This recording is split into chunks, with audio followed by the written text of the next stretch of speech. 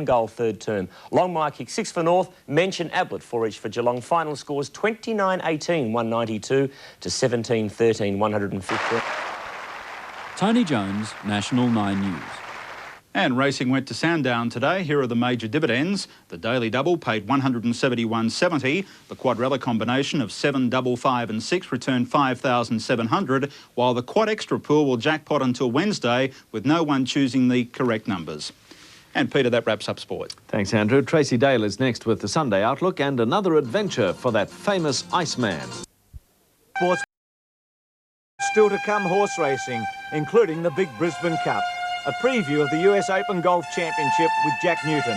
A wrap of motorsport, the Fink Desert Classic, plus all the latest in AFL and Rugby League. Well, I'm working with a couple of stars today. Keith Hillier looks $1 million and Wayne Wilson must have $1 million after selecting the Quinella in the Brisbane Cup. Keith, are you on your way out or on your way home? You look magnificent. Thank you, Bruce. Come up a tree. I'd back you if I saw you in the mounting yard Would right you? now. Mm-hmm. I would. At what odds? Oh, I'd take evens you, Keith. You look superb. Okay, Did you back a winner yesterday? No, I lost yesterday, but that's another subject. Congratulations, as you said, to Wayne. 1-2 in the Brisbane Cup. It's not a bad effort, Wayne. Well done. Grooming. We always look ahead, I guess, and this horse did run in the Melbourne Cup last year and he ran pretty well for an immature horse. He must be something that we can now at least consider come Melbourne Cup time in November after his very strong win on Monday. Sure, it was a good, tough staying performance by Grooming to win the Brisbane Cup because he showed a little bit of immaturity in the race, Bruce, by wanting to pull hard in the middle stages of the race, so much so that Chris Muntz was terribly exhausted after the running of the race. But now that he's had a couple of 3,200-metre runs, he may settle a little bit better. So look out come Melbourne Cup time that Grooming's not going to be there with a good chance in the race. And Chris, in his presentation speech, made himself available for Grooming on Melbourne Cup Day. I bet you did. It must have been a funny presentation because Wolf Blas, who's such a character, spent so much money in racing, came on and said, well, I was 6 foot tall when I joined this industry. I'm now the same size as a jockey, but I feel 6 foot today. Yes, he did indeed. Wolf's been trying for 20 years, Bruce, to get a Group 1 winner.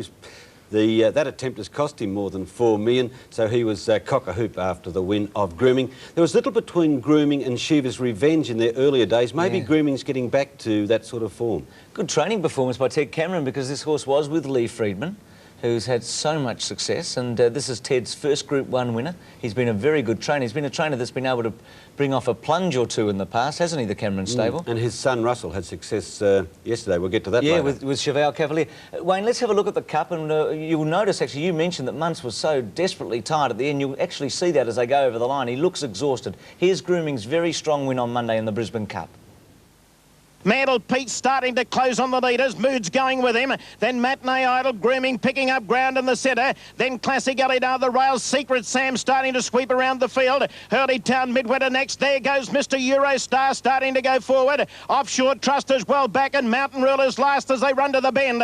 They've got 500 metres left to run in the Brisbane Cup. Examination straightens up almost a length on Equidity. To the outside, Grooming coming into it with a great run. So is Mantle Peace on the extreme outside. Is Secret Sam coming into it, but Chris Muntz has shot Grooming to the lead at the 300. It's Grooming going clear of Donegal Mist, Mr. Eurostar and Mountain Rule. They're winding up on the outside. They're coming after Grooming. Grooming's the leader, 150 to go. Mr. Eurostar is trying hard to get to him. Grooming's just in front. On the outside, Mr. Eurostar can't get there. No, Grooming's won the Cup. Mr. Eurostar second. Third, a photo, Mountain Rule or Mantle Peace then. Yes, very, very tired. Chris Muntz after the race, he's had a tremendous carnival. Wayne, Melbourne Cup points of view, where do we look in those? Do we go 1, 2, 3, all with a chance in November? Well, I certainly think that the winner's got a great chance of making it through to the Melbourne Cup because he proved himself at the 3,200 metres there. Mountain Rule's an inexperienced horse. He ran on very well over the final stages, but there was a little bit of a problem with him after the running of the Brisbane Cup, so I doubt very much whether he'll be making his way towards Melbourne. There's a little bit of a wind problem there, I believe, with a soft palate. Mr. Eurostar's effort was good because he had to make a long searching run around the field and he stuck to his guns in the straight.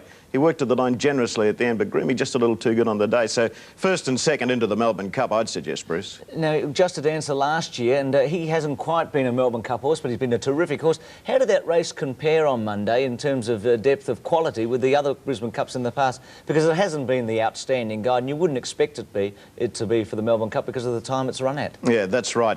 Well, the time that they recorded on Monday was quite good, and I would suggest, as I outlined before, that Grooming, now that he's had a little bit of experience, at 3,200 metres. He might just be maturing. And as you said before, Ted Cameron's a very astute trainer, and I would think that he's got his sights set on that Melbourne Cup. So look out, he doesn't have exactly the right preparation leading up to the first Tuesday in November. Look, I'd be giving him a chance in the race, Bruce. Yeah, some chance grooming. Keith, we've seen Kensai in the past have a very long preparation that took about 4 or 5 months. Where do you look for Melbourne Cup chances? Do you go back to the autumn and not the winter, or do you go back even to the spring before? Where do you start to find your horses for the Cup? The first step, Bruce, is to look to your classics, the Derby place getters and those just outside the places. And with the mares again, the classics, I know Let's Hello blew that theory last year, but it has stood the test of time. Yes, fair enough. Well, speaking of fillies that are going very well, Slight Chance is doing just that. Let's look at her win in the Castlemaine. It's a soft win. She runs about a bit in the last 100 metres, but I think she won with something in hand, and I'll be interested to see what Wayne feels about her future, particularly with the Oaks coming up in Melbourne later in the year. Here's Slight Chance in the Castlemaine. 4 lengths away, third is Sir T. Slight Chance on the rails, followed by White Nav. Imposing Bullers next on the rails. Seattle swing a little bit wide with Vitesse Francais. Then Pallid starting to pick up ground in the centre. Never forget deep on the turn into the straight. 400 metres to go. Mukhtar and Q-Gent, they're together. Here comes Slight Chance. She's pulled to the outside. She's joining in quickly. She's gone to them now, Slight Chance. Sir T running on. Imposing Bull just behind them. Salcante, Dittman's driving him up on the inside. 150 metres to go. Slight Chance the leader. Salcante through to be second, followed by Sir T. Pallid flying home on the outside. Oh, she's running about Slight Chance, but she's going to hang on. Yes, Slight Chance first, Pallid second. Salcante best weapon, Sir T and a photo for third. Shane Dye, the winning jockey. Wayne, she's won both the sires, the Castlemaine, 5 out of 10. What's her future, do you think? Well, I think she's got a great future, Bruce. Now, the first 1,000 metres of the Castlemaine was run in faster time than Roman Senator took to win the Lightning. And she was in front for the first couple of 100 metres of the race. Then she posied herself up into a lovely position just off the speed and showed that great acceleration at the end. Now, to do it at both ends of the race, I think is the mark of a top filly. Now, Shane Dye was pretty keen on her after the race. He said up to 1,600 metres he'd be plonking for burst, but 1,600 metres and beyond, who knows? Maybe he might be thinking Slight Chance is a better filly. She's certainly very good. Well, there's a big rap, Keith, isn't it? He's even comparing her with Burst at this stage. She did run 4th in the Champagne Stakes behind Burst, so she's not far away. No, she's very good. Burst coming back into work next week too, so we're going to see our top filly back in action, Bruce. Yes, a sense of spring in June. It's strange, isn't it? OK, yesterday, not such a big meeting in Queensland, but Doomben Cup next week, which will be a magnificent race. But let's have a look at the Doomben Mile, which might bring a pointer to a horse that could challenge Rough Habit. Here's Cheval Cavalier, trained, as Keith said earlier, by Russell Cameron, Ted's son, and Ted was the trainer of grooming in the Cup. Then Majestic Boy, who's been shuffled back through the field. He's 4th last on the outside of Desert Raider. Then Dark Chief and Brunch Time last. Infallible's the leader. Running up towards the home turn, 450 metres out. Infallible 3 in front of Don't Play Fast Fiesta. Post-elect next on the outside. Sweeping right around the field is Cheval Cavalier. Majestic Boy just behind them with Captain Cook. Infallible the leader, 300 metres out. They're starting to come at him now. Cheval Cavalier on the outside, post-elect. Pago's King through in the middle. Brunch Time, Majestic Boy the outside. It's the toppy hitting the front 50 yards out. That's Cheval Cavalier. Brunch Time is driving at him the last little bit. Cheval Cavalier just in front. He's held on. Cheval Cavalier first. Brunch Time second. Tied third. Infallible, Majestic Boy and post-elect in a photo.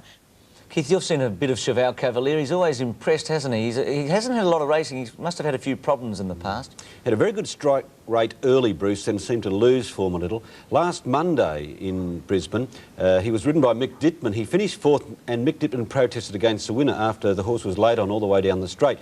Yesterday, Mick went with Majestic Boy, the 11-to-8 favourite. The punters went with him too, and Cheval Cavalier got out to 12. It's amazing. Got the nod. What about from a Doomben Cup, just briefly, Wayne? Any pointers there to challenge Rough Habit? No, I don't think so, Bruce. I think the Doomben Cup's as good as ever. I think Rough Habit will win easily. Majestic Boy's run was OK. Place money looking OK for him at the moment, but no danger to Rough Habit. Yes, he's a class horse and at the conditions. Well, Gerald Ryan is a trainer of some note now. He's had a tremendous year and he's having a great season in Brisbane. Yesterday, Blushing Bijou ran a very fast time and won her 3rd consecutive race up there in the $70,000 fillies race. It was a good ride too, in front all the way. Let's go to that race now. Blushing Bijou a length and a half in front of Mare Cherie, followed by My Satin Star Life at the top. Next on the outside, then Celibacy, followed by Marinella Ultravain. Lady Secretariat, Madrigars next in between horses, Gilded Queen and then God's Prospect. Straightening up and she slipped away from them, Blushing Bijou. She's 2 in front of My Satin Star, Mare Cherie, Marinella, Celibacy, then Madrigar to the outside, Life at the top and Gilded Queen. She's starting to wind up now, but she'll want to get going. Blushing Bijou is still the leader. 150 metres out. She's 2 in front of Celibacy, My Satin Star, Gilded Queen flying home on the outside, but Blushing Bijou has pinched it. Blushing Bijou too good for Gilded Queen. Wins at 2 lengths. Celibacy third. Wayne, there's a $100,000 race coming up in a couple of weeks for the fillies, and she goes for that. She's pretty impressive, wasn't she? Yeah, she looked good yesterday. She's a perfect example of a horse thriving during our winter here in Queensland, and she's won 3 on the trot now, unbeaten this campaign in Queensland, and she's really on the improve. So I would think the Winter Stakes at Eagle Farm is going to suit her down to the ground. It's interesting that she can show a bit of sprint. A little bit strange for a Nassapur. Yeah, exactly. What a run that size having. Wayne, we'll catch you next week, and Doomben Cup and Rough Habits the one to beat. Thanks for that this morning, mate. Thank you, Bruce. Wayne Wilson from Ford TAB. Keith, yes, Nassapur with Grooming winning the Cup and Let's Elope and Shiver's Revenge and all those other outstanding horses. Just before we... let's go to the Australian Hurdle. I want to talk a little bit about David Hayes too and his performances this year, because he had the runner-up. This Connor Villa can stay, can't he? He won the Grand National in the Australian Hurdle yesterday. Yes, he came back and quickly. His trainer John Marr is in Ireland. He listened to the race there, and Connor Villa loves a camera. This is the 4th photo finish that he's won, Bruce. Let's see how he did it yesterday at Sandown.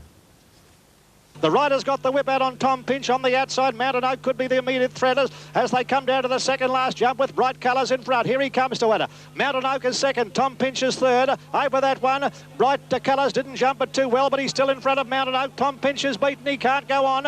Mountain Oak on the outside is coming at Bright Colours, coming to the last hurdle. Bright Colours on the inside, and Connor Villa. Here comes Connor Villa down the outside with a great run. He'll beat them all, Connor Villa. And a tough bush fell at the last. Connor Villa takes the lead. Connor Villa in front. Bright Colours is kicking again. Bright Colours, Connor Villa in a tight one in the Australian Hurdle. Third home was Mountain Oak.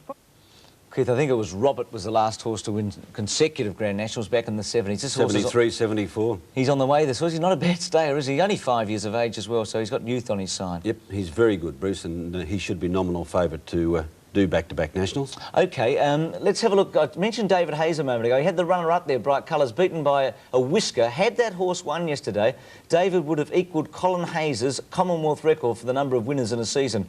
In 1989-90, his last year, Colin set that at 278.